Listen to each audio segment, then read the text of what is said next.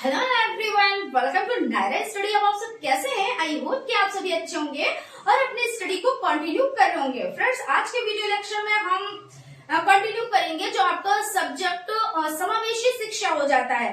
इसके कुछ क्वेश्चंस को कंटिन्यू करेंगे जो आप लोगों के लिए बहुत ज्यादा इंपॉर्टेंट हो जाता है। और आपके देखिए डीएलएड थर्ड सेमेस्टर में नहीं, आपका जो सीटेट का एग्जाम है इससे रिलेटेड और भी एग्जाम है, यानी टीचिंग से रिलेटेड और भी एग्जाम है, उसमें बहुत ज्यादा ये सब्जेक्ट आपको हेल्प कराता है।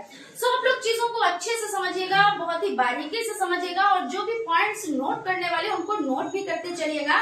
हालांकि आपके पास सीरीज होगी, आपके पास बुक्स भी होंगी, लेकिन जो नोट्स बने होते हैं हैंड राइटिंग नोट्स, उनकी तो बात ही अलग होती है क्योंकि उनको हमने बनाया है तो माइंड में कुछ चीज सेट हो जाती है। हमारी कई इंद्रियों ने काम किया है, उंगलियां चली हैं, माइंड ने उसको सेट किया है और उसके बाद हमारी आंखों ने भी देखा, यानी जो नोट्स बने होते हैं वो हमारे लिए बहुत ज्यादा क्या होते हैं, जो बेनिफिट देने वाले साबित हो जाते हैं। ठीक है, तो फ्रेंड्स वीडियो में लास्ट तक बने रहिएगा और वीडियो को बिल्कुल भी स्किप ना कीजिएगा क्योंकि हर एक चीज आप लोगों के लिए इम्पोर्टेंट हो जाती है।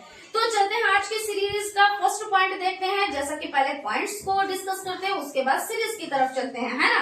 तो उसी तरह से हम लोग आज भी कंटिन्यू करेंगे, इसी तरह से क्लासेस को आगे बढ़ाएंगे। तो चलते हैं, सबसे पहले देख लेते हैं निर्देशन के प्रकार। तो निर्देशन के प्रकार, यानी सबसे पहले निर्देशन कहते किसको है ये तो आपको पता ही है, कई बार हम लोग डिस्कस कर चुके हैं, लेकिन फिर भी थोड़ा सा जरूर डिस्कस करेंगे कि निर्देशन जब हमें कोई क्या करता है, हमें कुछ निर्देशन देता है कि हमें क्या करना चाहिए, किस तरह से करना चाहिए। निर्देशन करने वाला खुद नहीं करता है लेकिन हमें बताता है और वो हमें करना होता है। ठीक है, और निर्देशन के प्रकारों की अगर बात की जाए तो कितने प्रकार के होते हैं, तो आपको हो जाता है कि शैक्षिक निर्देशन होता है, व्यवसायिक निर्देशन होता है और व्यक्तिगत निर्देशन होता है, स्वास्थ्य संबंधी निर्देशन होता है और आर्थिक निर्देशन होता है। तो सबसे पहले अगर हम बात कर लेते हैं कि जो शैक्षिक निर्देशन होता है वो कैसे होता है, तो देखिए डिटेल में भी चीजें आपको पता होनी चाहिए क्योंकि आपको शैक्षिक निर्देशन के बारे में लिखिए और लघु में आ गया तो आपको डिटेल भी तो देनी रहेगी, है ना।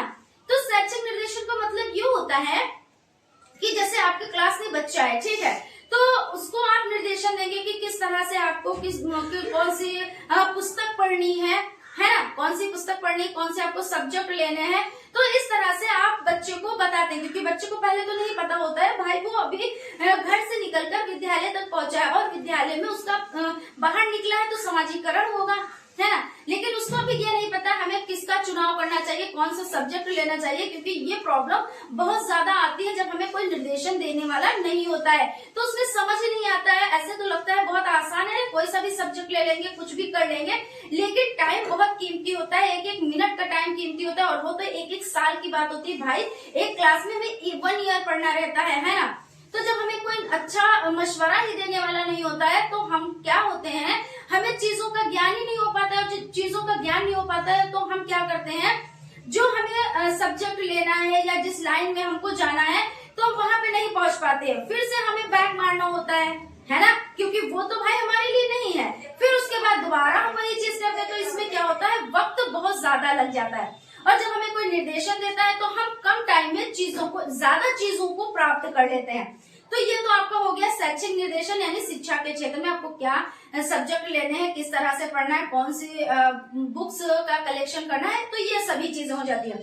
उसके बाद आपका व्यवसायिक निर्देशन हो जाता है। भाई जिंदगी है तो उसमें हमको क्या करना है, हमको उसमें व्यवसाय भी चुनना है जो कि बहुत ज्यादा जरूरी हो जाता है। क्यों जरूरी हो जाता है, क्योंकि हमको आर्थिक जो हमारी चीजें हैं वो भी तो हमें प्रोवाइड होनी चाहिए ना।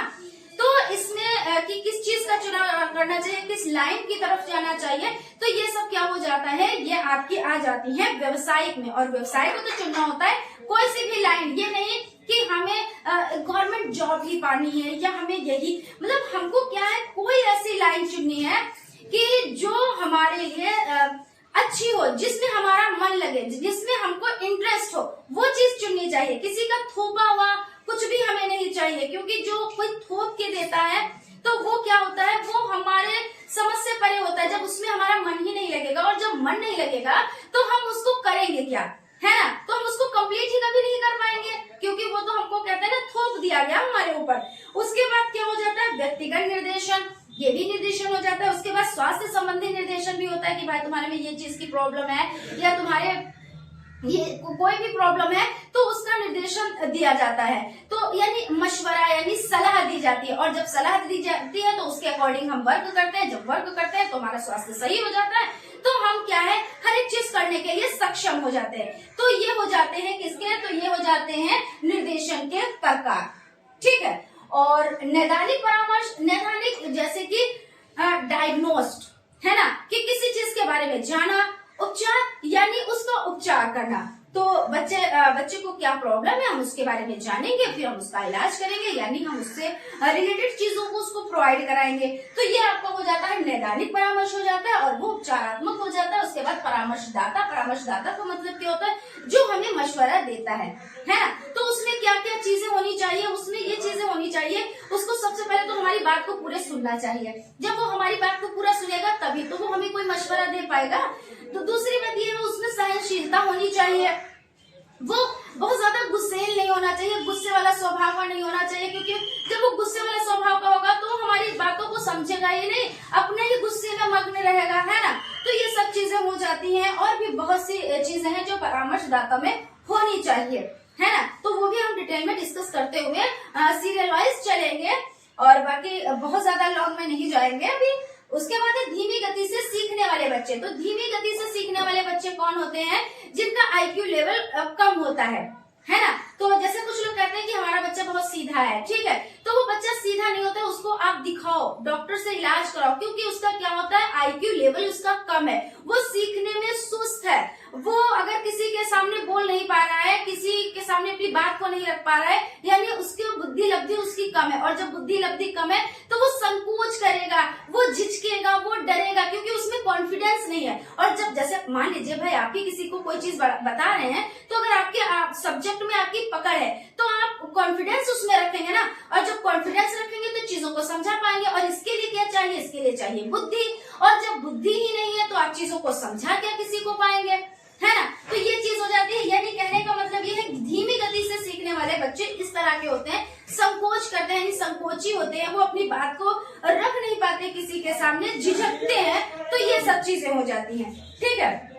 तो यहाँ पे आपका हो गया निर्देशन के प्रकार भी हम लोगों ने समझ लिया, उसके बाद नैदानिक परामर्श को भी समझ लिया, उसके बाद परामर्शदाता कैसा होना चाहिए उसको भी समझ लिया, और उसके बाद धीमी गति से सीखने वाले जो बच्चे होते हैं उनके बारे में समझ लिया, यानी इनका आईक्यू लेवल कितना होता है, प्रतिभाशाली बच्चे से तो नीचे ही होता है, प्लस जो सामान्य बच्चे होते हैं उनसे भी नीचे होता है। जो सामान्य बच्चे हैं तो वो बीच में है, ना बहुत अच्छे ना बहुत खराब, लेकिन जो प्रतिभाशाली बच्चे हैं वो बहुत अच्छे होते हैं, और जो मंदबुद्धि बच्चे होते हैं वो सामान्य बच्चों से नीचे होते हैं, उनका आईक्यू लेवल कम होता है, वो धीमी गति से चीजों को सीख पाते हैं, ठीक है। तो यहाँ पर हम लोगों ने धीमी गति से सीखने वाले बच्चों के बारे में भी जान लिया।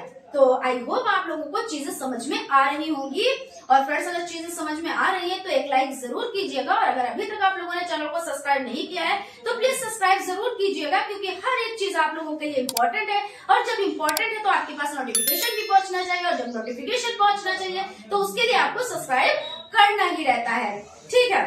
तो फ्रेंड्स चलते हैं सीरीज की तरफ। चलिए फ्रेंड्स स्टार्ट करते हैं आज की सीरीज का फर्स्ट नंबर क्वेश्चन हो जाता है निर्देशन के उद्देश्य तथा आवश्यकता को विस्तार पूर्वक समझाइए। तो इसमें देख लेते हैं निर्देशन के उद्देश्य। व्यक्ति को उद्देश्यहीन एवं निरर्थक कार्यों को करने में रुचि नहीं होती है, और ना ही वो पूरी हो पाती है ना। और निर्देशन के प्रमुख उद्देश्य निम्नलिखित हो जाते हैं। व्यक्ति को उसकी योग्यता तथा शक्ति का ज्ञान कराना, ताकि वो अपनी क्षमता के अनुसार समाज के लिए उपयोगी योगदान दे सकें। व्यक्ति को उसकी योग्यता अनुरूप शैक्षिक एवं व्यावसायिक अवसरों का ज्ञान कराना। व्यक्ति को अपनी योग्यताओं, रुचियों तथा क्षमताओं को विकसित करने में सहयोग देना। व्यक्ति को संतुलित शारीरिक, मानसिक, भावात्मक तथा सामाजिक प्रगति में इस प्रकार सहायता देना कि वो अपने वातावरण के साथ संतोषजनक ढंग से समायोजित हो सके। नेक्स्ट पॉइंट है व्यक्ति को इस योग्य बनाना कि वो विभिन्न परिस्थितियों में अपनी समस्याओं का इस प्रकार समाधान करने योग्य हो जाए कि इससे वो स्वयं तथा समाज का अधिक से अधिक हित कर सके। यानी कहने का मतलब ये है कि मनुष्य को इस तरह यानी अपनी परिस्थितियों से खुद से निपटने की क्षमता हो जाए, है ना। वो अपनी भी जो परेशानी हो, जो भी दिक्कत हो, उसको सॉल्व कर सके और समाज में भी रहकर वो और लोगों की भी हेल्प कर सके। अगर कोई समस्या से ग्रस्त है तो उसको निर्देशन दे सके, उसको परामर्श दे सके। सामाजिक दृष्टिकोण से निर्देशन की आवश्यकता। समाज की सुरक्षा तथा प्रगति के लिए ज़रूरी है कि प्रत्येक व्यक्ति को इस प्रकार से प्रशिक्षित किया जाए कि वो योग्य तथा क्रियाशील नागरिक बन सके। सामाजिक दृष्टि से निम्नलिखित बिंदुओं पर निर्देशन की आवश्यकता पड़ती है। तो इसमें देख लेते हैं पारिवारिक दशाएं, उद्योग व श्रम की परिवर्तित दशाएं, जनसंख्या में परिवर्तन, उचित नियोजन की आवश्यकता। राजनीतिक दृष्टिकोण से निर्देशन की आवश्यकता। राजनीतिक क्षेत्र में भी निर्देशन की आवश्यकता पड़ती है क्योंकि व्यक्ति जन्मजात राजनीतिक होता है तथा भारत जैसे लोकतांत्रिक देश में इसकी आवश्यकता है। यह निम्नलिखित 3 प्रकार का है: स्वदेश रक्षा, प्रजातंत्र की रक्षा, धर्म की रक्षा। इस तरह से हो जाता है। शैक्षिक दृष्टिकोण से निर्देशन की आवश्यकता। निर्देशन शैक्षिक दृष्टि से भी छात्रों के लिए उपयोगी है। शिक्षा सबके लिए और सब शिक्षा के लिए है। इस आशय से प्रत्येक बच्चे को शिक्षा प्रदान की जानी चाहिए। सरकार ने इसलिए शिक्षा अधिकार कानून RTE बनाया है। अनिवार्य शिक्षा का अभिप्राय है कि प्रत्येक बच्चे को उसकी योग्यता एवं बुद्धि के अनुसार शिक्षित किया जाए। शैक्षिक दृष्टि से निर्देशन की आवश्यकता निम्न प्रकार से जरूरी है: पाठ्यक्रम का चयन, विद्यार्थियों की संख्या में वृद्धि, अनुशासनहीनता को रोकना, सामान्य शिक्षा के क्षेत्र में वृद्धि, अपव्यय एवं अवरोधन को रोकना, नवीन विद्यालयों में समायोजन हेतु। तो इस तरह से हो जाता है आपका। उसके बाद क्वेश्चन पॉइंट की तरफ चलते हैं। भी क्वेश्चन तो नहीं आया है, हालांकि इतना लेंदी है तो ज़रूरी नहीं आप इतना लेंदी लिखें। जिस तरह से क्वेश्चन पूछा जाए उस तरह से आप लोग वर्क कीजिएगा, ठीक है। नेक्स्ट पॉइंट पे चलते हैं, देखते हैं मनोवैज्ञानिक दृष्टिकोण से निर्देशन की आवश्यकता। मनोवैज्ञानिक अध्ययन से स्पष्ट हो जाता है कि व्यक्ति के व्यक्तित्व पर आनुवंशिकता के साथ साथ उसके वातावरण का भी प्रभाव पड़ता है। निर्देशन सहायता द्वारा यह निश्चित होता है कि बच्चे के व्यक्तित्व विकास के लिए कैसा परिवेश होना चाहिए। या निम्नलिखित बिंदुओं से स्पष्ट होता है: व्यक्तित्व भिन्नताओं का महत्व, संतोषजनक समायोजन, भावनात्मक समस्याएं, ये हो जाते हैं। उसके बाद चलते हैं नेक्स्ट क्वेश्चन की तरफ। निर्देशन के कितने प्रकार होते हैं, सविस्तार समझाएं। तो निर्देशन के प्रकार, पेटरसन ने निर्देशन को 5 भागों में बांटा है: शैक्षिक निर्देशन, व्यावसायिक निर्देशन, व्यक्तिगत निर्देशन, स्वास्थ्य संबंधी निर्देशन और आर्थिक निर्देशन। कूफ एवं कीफोवर ने भी निर्देशन के 5 प्रकार बताए: शिक्षा संबंधी निर्देशन, व्यावसायिक निर्देशन, मनोरंजनात्मक निर्देशन, स्वास्थ्य संबंधी निर्देशन, नागरिक, सामाजिक तथा नैतिक निर्देशन। उपयुक्त में केवल 2 यानी फर्स्ट शैक्षिक निर्देशन एवं सेकंड व्यावसायिक निर्देशन ही अधिक प्रचलित है। नैदानिक परामर्श से आप क्या समझते हैं? तो नैदानिक परामर्श समस्या यानी समाधानात्मक, उपचारात्मक अथवा संकटकालीन परामर्श से अधिक कीमती एवं लाभदायक होता है।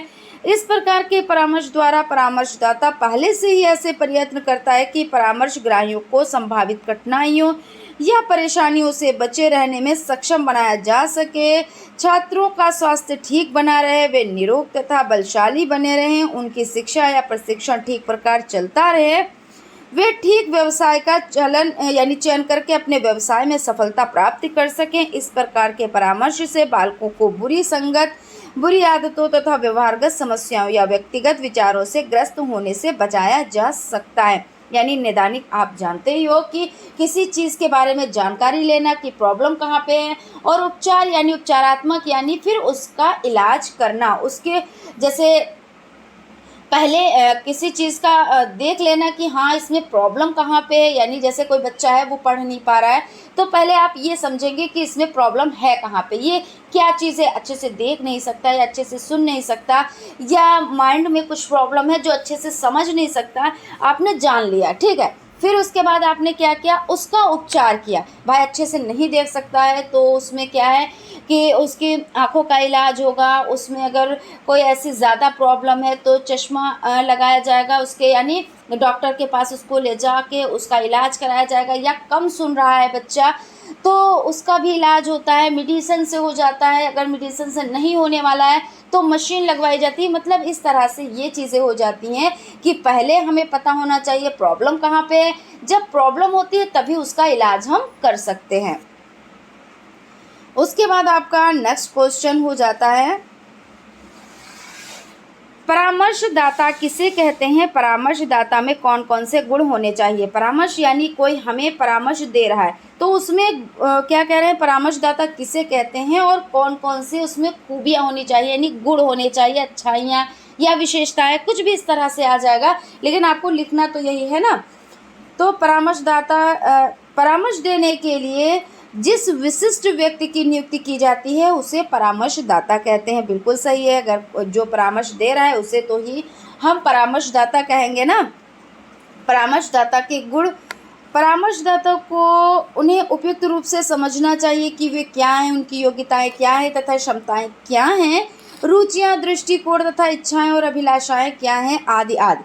यानी परामर्शदाता को सबसे पहले तो भाई यही समझना चाहिए कि आखिर जिसको हम परामर्श दे रहे हैं तो उसकी योग्यताएं क्या हैं। यानी है ना, किसी चीज़, हम कोई बच्चा हमारे सामने है और हम उसको देख रहे हैं, हाँ इसकी ये योग्यता है, ये कैपेसिटी है, हम इस तरह से इसको ये चीज़ अगर हम बताएंगे तो ये कर ले जाएगा। क्षमताएं क्या हैं, है ना, और रुचियाँ किस में है, यानी इंटरेस्ट किस में है। अब इंटरेस्ट बच्चे का किसी और चीज़ में और आप उसको भिड़ाए पड़े हैं किसी और में।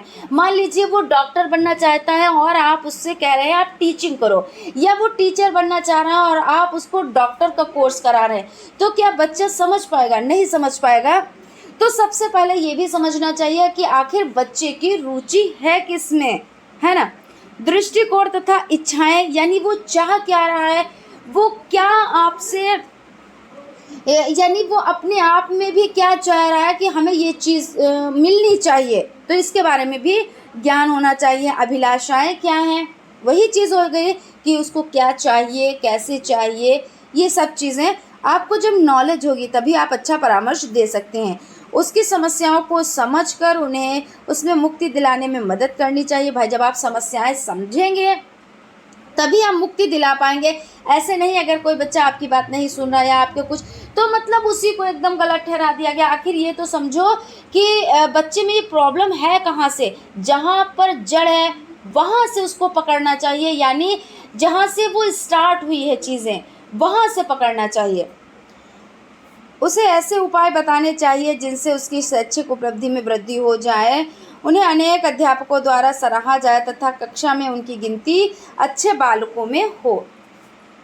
अपने साथी छात्रों से उनके संबंध किस प्रकार अच्छे रहें, उनके द्वारा पर्याप्त सम्मान और समूह में स्थान दिया जाए, इस कार्य में परामर्शदाता से अच्छी सलाह लेनी चाहिए।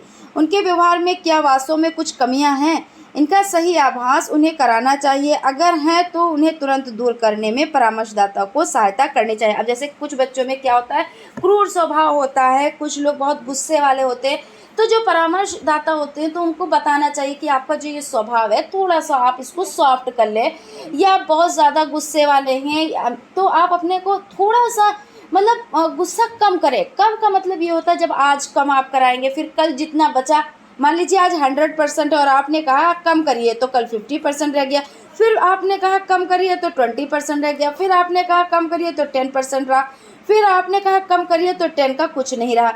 तो धीरे धीरे आप उसकी जो आदत है, मतलब बुरी आदत है, उसको आप छुड़ा भी सकते हैं।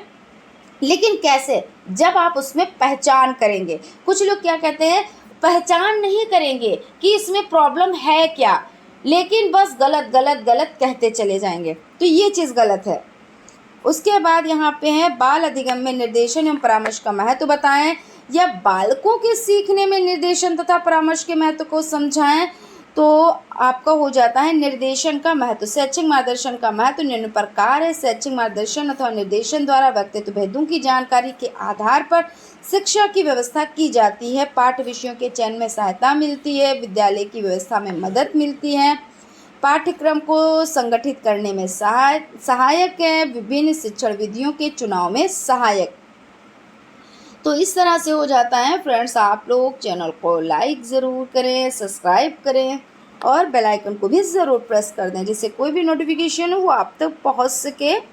परामर्श का महत्व, परामर्श का निम्नलिखित महत्व है। परामर्शदाता उपभोग जिसे परामर्श दिया जाना है के विषय में विभिन्न माध्यमों से प्राप्त सूचनाओं को ऐसे प्रभावी ढंग से प्रस्तुत करता है कि वो सब तथ्यों को जानने के पश्चात अपने संबंध में उठने वाली तमाम समस्याओं का निवारण करते हुए स्वनिर्णय लेने में सक्षम हो जाता है। बालक को अपने संबंध में अपनी क्षमताओं तथा योग्यताओं की जानकारी मिल जाती है। बालक अपनी समस्याओं से संबंधित वातावरणीय परिस्थितियों से अवगत हो जाता है तथा उन परिस्थितियों के अनुकूल अपने को ढालता है। यानी कहने का मतलब ये है, यहाँ पे आप समझ लें कि बालकों को अपने संबंध में अपनी क्षमताओं तथा योग्यताओं की जानकारी मिल जाती है। जब ऐसा होता है तो अपने में क्या प्रॉब्लम है वो जानकारी बच्चे को मिल जाती है कि हमें ये प्रॉब्लम है, और बालक अपनी समस्याओं से संबंधित वातावरणीय परिस्थितियों से अवगत हो जाता है। यानी वो जो उसमें जो परिस्थितियां हैं उससे वो क्या हो जाता है, वो परिचित हो जाता है और परिस्थितियों के अनुकूल अपने आप को ढालता है। क्योंकि जब भाई उसको पता चलेगा हमारे में ये प्रॉब्लम है तभी तो वो ढल पाएगा। अब जब उसको कोई बताने ही वाला नहीं होगा, उसको कोई समझने ही वाला नहीं होगा, तो उसको क्या पता हमारे में क्या कमियां हैं और वो सुधार क्या करेगा। तो इस तरह से हो जाता है। चलते हैं नेक्स्ट पॉइंट की तरफ।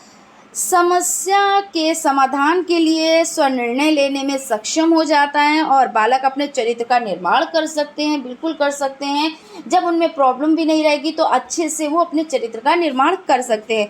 मंदबुद्धि बालकों को शिक्षित होने में सहायता मिलती है और बालकों को रचनात्मक कार्यों के सीखने हेतु प्रेरित किया जा सकता है। यानी बालकों को क्रिएटिव यानी जैसे बच्चा खुद करके सीखे, क्योंकि वही चीज़ हो जाती है ना कि बच्चे को आप यही कि तुम ये नहीं कर सकते, तुम ये नहीं कर सकते, मैं ही कर देता हूँ या मैं ही कर देती हूँ, तुम हटो, ये तुम्हारे बस का नहीं है, ऐसा नहीं। बच्चे को छोड़ दो कि ये तुमको ही करना है, ठीक है, वो करेगा। अगर लास्ट में उसको कोई प्रॉब्लम आ रही तो आप उसको थोड़ा सा गाइड कर सकते हो कि अगर इस तरह से नहीं, अगर आप इस तरह से इसको कर लो तो हो सकता है कि आपकी जो प्रॉब्लम है वो सॉल्व हो जाए। तो बच्चा क्या करेगा, जिस ढंग से आपने बताया उस ढंग से वो करने की कोशिश करेगा और फिर क्या होगा, वो बच्चा खुद से कर लेगा। यानी वो क्या है, सेल्फ अपने आप से, यानी क्रिएटिव है बच्चा। और जब क्रिएटिव है बच्चा तो खुद से सीख रहा है, और जब खुद से सीख रहा है क्योंकि भाई उसे आगे बढ़ना है, कुछ करना है, और जीवन में सभी अपने में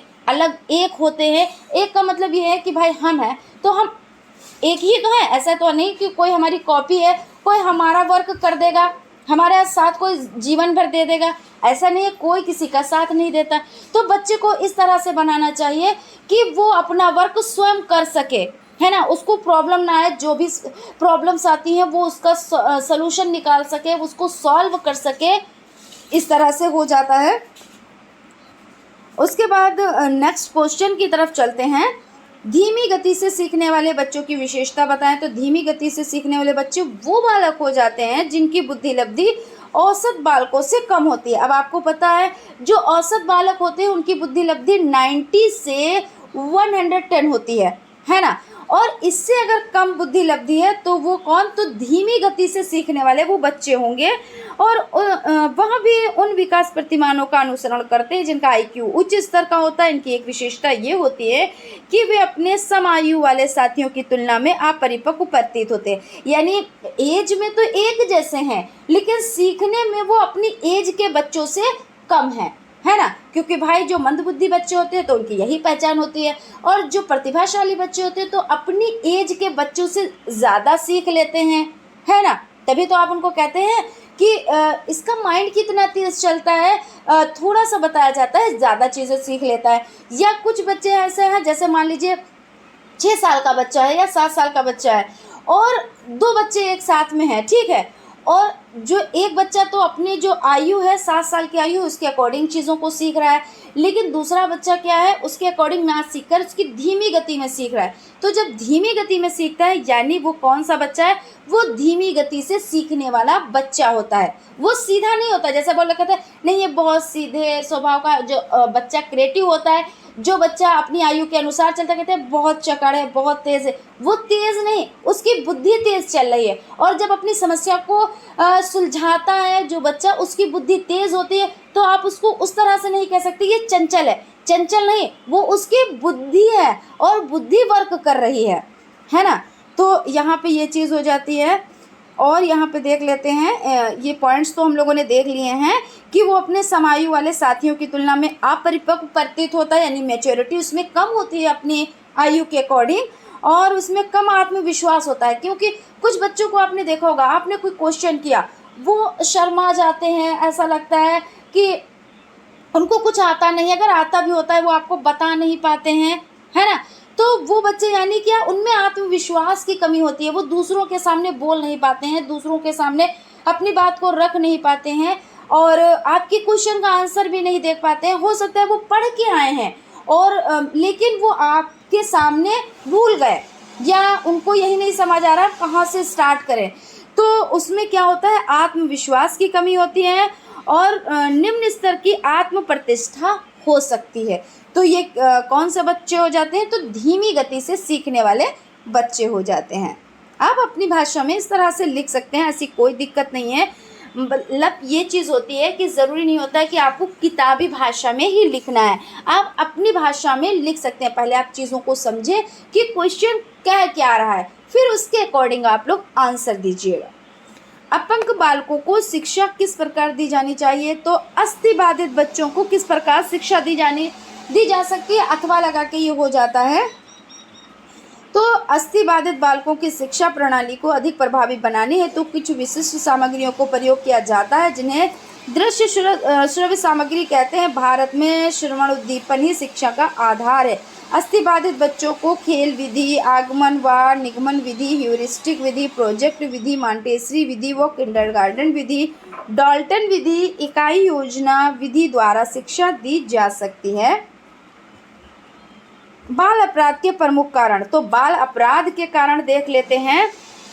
विघटित परिवार यानी टूटा, मतलब कि किसी में कोई समझाता ही नहीं, कोई परिवार में है, जैसे मान लीजिए 8 लोग हैं या 5 लोग हैं या 4 लोग हैं, तो किसी की एक दूसरे से बनती नहीं है ना। आर्थिक दुर्दशा यानी गरीबी भी इसका बहुत बड़ा कारण हो जाता है बाल अपराध का, क्योंकि जब बच्चों को कोई चीज़ मिलती नहीं है, उनकी आवश्यकता के अनुसार उनको नहीं मिलता है, तो क्या होता है, वो अपराध की तरफ जाते हैं। क्योंकि भाई नीड तो बच्चों को क्या, सभी को होती है, बड़ों को, बच्चों को, और वो चीज़ उनको नहीं मिल रही है, तो वो क्या करेंगे, वो अपराध की तरफ जाएंगे। तो ये हो जाता है। निर्योग माता पिता हो जाते हैं। उपेक्षित व्यवहार यानी उनके साथ कोई अच्छा बिहेव नहीं करता है ना। कि कुछ लोग ये करते हैं कि अगर बेटा है बेटी है, बेटी में फ़र्क करते हैं, हालांकि फ़र्क ना बेटे में करना चाहिए ना बेटी में करना चाहिए, लेकिन उपेक्षित व्यवहार किया जाता है बच्चों के साथ में, तो बच्चे क्या होते हैं, वो बाल अपराध में चले जाते हैं।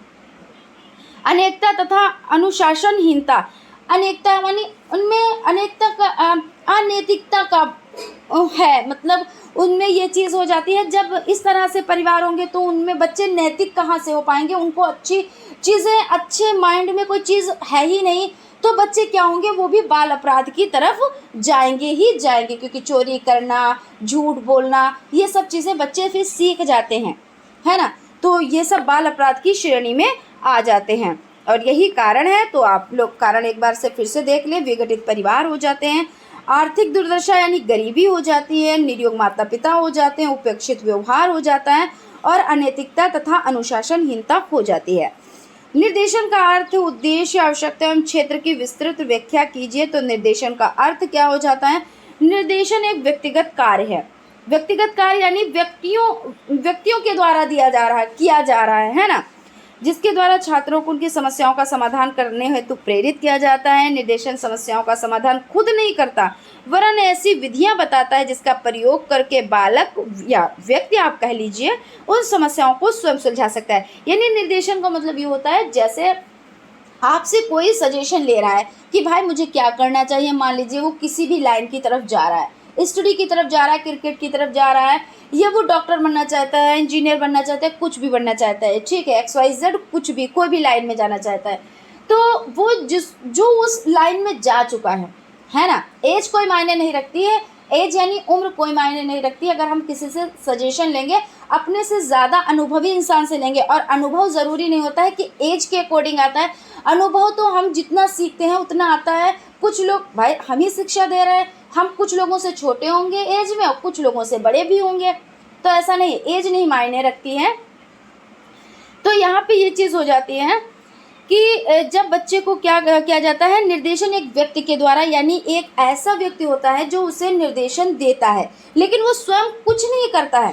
ठीक है, जैसे आपसे किसी ने कहा तो आपने किया कुछ नहीं, आपने उसको सिर्फ बताया। और सिर्फ में तो ये हो जाता है कि बताने वाले भी लोग बहुत कम ही मिलते हैं, और अच्छे रास्ते पे चलने के लिए अगर कोई बताता है तो बहुत ही कम, क्योंकि कोई नहीं चाहता कि ये शख्स कामयाब हो, है ना। तो अच्छे जो बताने वाले होते हैं बहुत कम ही लोग होते हैं। तो यहाँ पे ये चीज़ हो जाती है कि निर्देशन जो देता है वो खुद से वर्क नहीं करता है, वो सिर्फ बताता है, करना आप ही को पड़ता है। तो ये चीज़ हो जाती है। इसके उद्देश्य क्या हो जाते हैं, तो विद्यालय में अध्ययनरत छात्र कम आयु के होते हैं, उनके जीवन का अनुभव भी नहीं होता है और उनके मस्तिष्क भी अपरिपक्व होता है। भाई अब छोटा बच्चा है तो उसकी एज तो कम होगी ही विद्यालय में जब बच्चा है, और उसको अनुभव भी नहीं है कि वो तो बस अभी अपने परिवार से निकल कर गया है, अपना उसका परिवार है, उसका संसार था, है ना। उसका जो परिवार है यानी उसी की वो पूरी दुनिया है। अभी वो अपनी दुनिया से निकल कर अब गया है, वो अब विद्यालय गया है, तो अभी कैसा है बच्चा, उसको अनुभव नहीं है। और उसके मस्तिष्क भी, जो उसका मस्तिष्क है वो अभी मैच्योर नहीं है, यानी परिपक्व नहीं है, वो अभी क्या है, अपरिपक्व है। उनके जीवन में ऐसे अनेक अवसर आते हैं जब वे उचित चुनाव नहीं कर पाते। ऐसे अवसर पर छात्रों की सहायता करना ही निर्देशन का उद्देश्य है। और कुछ ऐसी कंडीशन, कुछ ऐसी सिचुएशन आती हैं जो बच्चा क्या होता है खुद से उसको सॉल्व नहीं कर पाता है। हालांकि करना बच्चे को ही सॉल्व है, लेकिन आपको बताना है, निर्देशन आपको देना है कि आप इस तरह से कर ले जाओ तो आपकी जो प्रॉब्लम है वो सॉल्व हो जाएगी। ठीक है, तो उद्देश्य ये है। और उसके बाद और भी देख लेते हैं कुछ पॉइंट्स, अभी थोड़ा सा क्या, हाँ अभी है कुछ पॉइंट्स हैं। विद्यालयों में निर्देशन यानी मार्गदर्शन की आवश्यकता क्यों पड़ती है, अब ये ज़रूरत क्यों पड़ रही है ना। तो देख लेते हैं। शिक्षा संबंधी आवश्यकता, शिक्षा प्राप्त करते समय छात्रों को कई समस्याओं का सामना करना पड़ता है, जैसे विषयों अथवा कोर्सों को चुनना, उचित पुस्तकों को चुनना, रोचक कार्यों तथा पाठ्य सहायक क्रियाओं को चुनना, अपने लेख उच्चारण एवं अध्ययनरत आदतों को सुधारने के लिए भी उन्हें मार्गदर्शन की आवश्यकता पड़ती है। यानी कहने का मतलब ये हो जाता है कि जो बच्चे होते हैं उनको भाई ये तो नहीं पता होता है हम कौन से विषय का चुनाव करें, कौन से हम पुस्तकें पढ़ें, उनको कुछ नहीं पता होता है। लेकिन जब वो क्या होता है कि जब उनको निर्देशन मिलता है, यानी उनका मार्गदर्शन होता है, उनको रास्ता दिखाया जाता है कि आप इस तरह से पढ़ो, इन पुस्तकों को पढ़ो, तो बच्चों को क्या होता है वो चीज़ें उनकी हैबिट में आ जाती हैं और वो उस तरह से करने लगते हैं। उसके बाद व्यावसायिक आवश्यकता हो जाती है, भाई बहुत ज़रूरी है, क्योंकि ज़िंदगी है तो उसके लिए हमें व्यवसाय भी चुनना बहुत ज़रूरी है, क्योंकि आर्थिक परिस्थितियों से जूझने के लिए हमें क्या चाहिए, व्यवसाय चाहिए, है ना। शिक्षा का एक महत्वपूर्ण उद्देश्य बच्चों को भविष्य में अपनी रोज़ी कमाने के योग्य बनाना है। उसके द्वारा भविष्य में कई व्यवसायों को अपनाया जा सकता है। इन व्यवसायों तथा अवसरों की जानकारी व्यक्तिगत एवं राष्ट्रीय साधनों की अधिकतम उपयोगिता हेतु अत्यंत आवश्यक हो जाता है। अब व्यावसायिक आवश्यकता मतलब ये नहीं, आप कुछ भी उसको परामर्श दे सकते हैं। जिस तरह से बच्चा होता है, भाई सामान्य बच्चा है, बहुत ज़्यादा प्रतिभाशाली बच्चा है, उसके अकॉर्डिंग आप उसको सजेशन देंगे। और ऐसा भी नहीं है कि सिर्फ एक ही सजेशन दिया जाता है कि नहीं तुम पढ़ो और तुमको जॉब मिल जाए, ऐसा नहीं। आप कामयाब होने के लिए पढ़ें। कामयाब का मतलब ये होता है कि आपको नॉलेज हो जाए, उसके लिए आप पढ़ें। सबसे पहले जब आपको नॉलेज होगी, किसी चीज़ का ज्ञान होगा, तो जब आप एक्सपीरियंस होल्डर बनेंगे, है ना, तो क्या होता है, जो कामयाबी होती है वो अपने आप से आ जाती है हमारे पास। और हम सिर्फ क्या करें, रट्टू तोता बन जाए, 2 से 4 क्वेश्चन पढ़ लें, थोड़ी सी सीरीज़ को पढ़ लिया, पास हो जाए। अगर पास होने के लिए सिर्फ पढ़ा जा रहा है तो अब आगे क्या होता है, बहुत मुश्किलें पड़ती है। लेकिन इसके लिए पढ़ा जाए कि हम काबिल हो जाएं, है ना, जॉब मिले या ना मिले हम काबिल हैं, तो आप कहीं ना कहीं से मतलब अपनी जो आर्थिक स्थिति है उसको सुधार सकते हैं। आप में इतने गट्स हो जाएंगे, इतने गुण हो जाएंगे कि आप पैसा कहीं ना कहीं से तो आप कमा ही ले जाएंगे, है ना। तो ये होता है, बच्चों को ये चीज़ें समझानी चाहिए कि ज़रूरी नहीं आप जॉब के लिए पढ़ें, लेकिन जब आप काबिल हो जाएंगे तो जॉब तो आपके पीछे पीछे घूमेगी, है ना, ये चीज़ हो जाती है। उसके बाद चलते हैं, देखते हैं व्यक्तिगत और मनोवैज्ञानिक आवश्यकता। बच्चों के व्यक्तिगत एवं मनोवैज्ञानिक समायोजन हेतु अत्यंत आवश्यक है। उनके उचित विकास तथा जीवन में उनकी सफलता के लिए उनका भावात्मक एवं सामाजिक समायोजन अत्यंत जरूरी है। अब क्या बच्चों को समझाया जा रहा है कि जैसे बहुत लोग कहते हैं हमें समाज से क्या मतलब है ना, लेकिन मनुष्य क्या है, मनुष्य एक सामाजिक प्राणी है। वो समाज में रहता है, समाज में ही उठना बैठना सीखता है, समाज के लोगों से संपर्क करता है।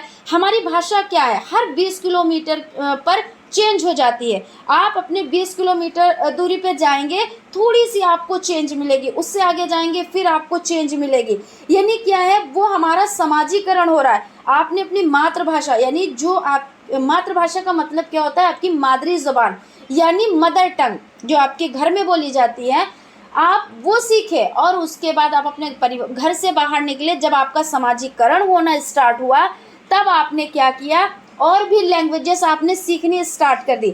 यानी हम लोगों के लिए समाजीकरण बहुत ज़्यादा ज़रूरी हो जाता है। समाज में उठना बैठना, समाज के लोगों से मिलना जुलना, है ना, उसके अकॉर्डिंग। तो यहाँ पे ये हो जाता है व्यक्तिगत और मनोवैज्ञानिक आवश्यकता हो जाती है। अब यहाँ पे देख लेते हैं निर्देशन कार्यक्रम का क्षेत्र। तो निर्देशन कार्यक्रम का क्षेत्र अत्यंत विकसित है। निर्देशन का प्रयोग निम्नलिखित क्षेत्रों में किया जाता है। समस्त व्यक्तियों को निर्देशन देने के लिए बाल केंद्रित सेवा, निर्देशन कर्मचारियों का चयन। तो यहाँ पे इसके बारे में भी जान लेते हैं थोड़ा सा। आप लोग चैनल को सब्सक्राइब कर दीजिएगा, क्योंकि देखिए सब्सक्राइब तो आपको एक ही बार करना रहता है, नोटिफिकेशन आपको बार बार प्रोवाइड हो जाती है। और लाइक हाँ हर बार आपको करना रहता है, जो आप लोग कर ही देते हो। समस्त व्यक्तियों को निर्देशन देने के लिए, हमारा देश लोकतांत्रिक देश है। यहाँ प्रत्येक कार्य करने का अधिकार प्रत्येक व्यक्ति को है। यानी हमारा देश कैसा है, लोकतांत्रिक है। और यहाँ पर कोई भी ऐसा नहीं है कि बंधन में बंधा हुआ है। हर व्यक्ति को अपना एक अधिकार प्राप्त है ना। वो कोई भी वर्ग कर सकता है, चाहे वो शिक्षा प्राप्ति का अधिकार हो, चाहे विचार प्रकट करने का। इस प्रकार के निर्देशन देने तथा लेने का अधिकार भी प्रत्येक व्यक्ति को है।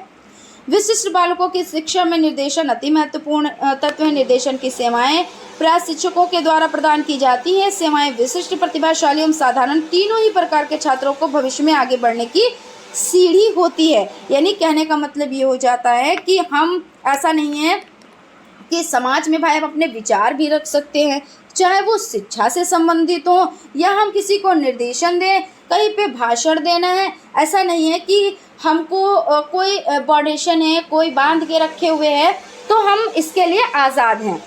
उसके बाद है बाल केंद्रित सेवा। एक अच्छी निर्देशन सेवा हमेशा बाल केंद्रित होती है। बिल्कुल सही है। जो हमारी एनईपी 2005 हो जाती है तो उसमें क्या कहा गया कि जो शिक्षा है वो बाल केंद्रित होना चाहिए। बच्चों को कैसे शिक्षा चाहिए, पहले क्या होता था भाई, हम लोगों को जो शिक्षा मिली, टीचर सर्वप्रिय था, मतलब सर्वप्रिय भी था और सर्वोपरि भी था, और प्रिय तो आज भी है, ऐसा नहीं है। लेकिन क्या था, जो शिक्षक पढ़ाते थे वो बच्चा पढ़ता था, है ना। आज शिक्षा ऐसी है क्योंकि बाल केंद्रित है। बच्चे के अकॉर्डिंग अगर उसका मन उस टाइम ये कह रहा है हम हिंदी सब्जेक्ट नहीं पढ़ेंगे, हम ड्राइंग पढ़ेंगे, तो आपको बच्चे को ड्राइंग पढ़ानी है। अगर बच्चा कह रहा है हम ड्राइंग भी नहीं पढ़ेंगे, हम खेल खेलेंगे, तो आपका ये कर्तव्य है कि आप बच्चे को खेल में शिक्षा कैसे दे सकते हैं। तो आप बच्चे को खेल में शिक्षा दीजिए, मगर आपको चलना बच्चे के अकॉर्डिंग है। यानी बच्चा क्या है, सर्वे सर्वा है, ठीक है। और पहले क्या कि भाई टीचर आए, उन्होंने बुक खोलो, बोर्ड पे लिख दिया, और मौका पड़ा तो एक दो छड़ी भी लगा दी, है ना। ये सब चीज़ें होती थी। हालांकि ऐसा नहीं कि वो शिक्षा गलत थी। अगर वो शिक्षा गलत होती तो आज जो ये सब भाई कामयाब हैं, तो वो कैसे कामयाब होते। लेकिन अब की जो शिक्षा है वो बाल केंद्रित है, ठीक है। तो वो भी शिक्षा बहुत अच्छी थी और ये भी शिक्षा बहुत अच्छी है।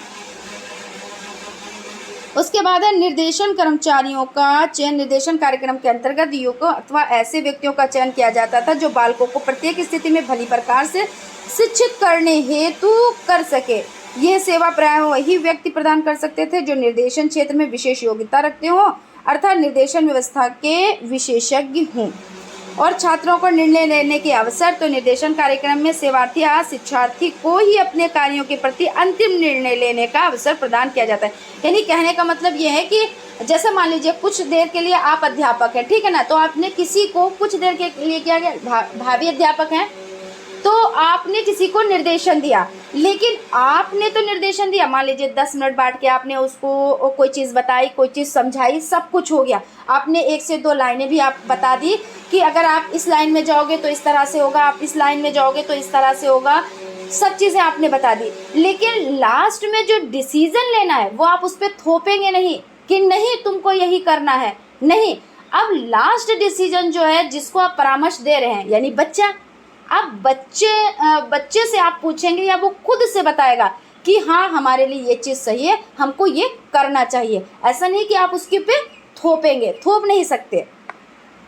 तो ये सब चीज़ें हो जाती हैं। उसके बाद लास्ट पॉइंट है जो समझ लेते हैं, यहाँ पे हो जाता है कि अति आवश्यक हो जाता है। यहाँ पर सेवार्थी को ही अंतिम अवसर लेने का अधिकार है। वही चीज़ कि भाई अंतिम जो निर्णय, अंतिम फैसला लेना है वो बच्चे को ही लेना है। अतः निर्देशन सेवाओं में शिक्षक या निर्देशन के साथ साथ छात्रों की भी महत्वपूर्ण भूमिका होती है। बिल्कुल भूमिका होती है। अगर छात्र ही नहीं है तो हम शिक्षा किसको देंगे, हम निर्देशन किसको देंगे, है ना।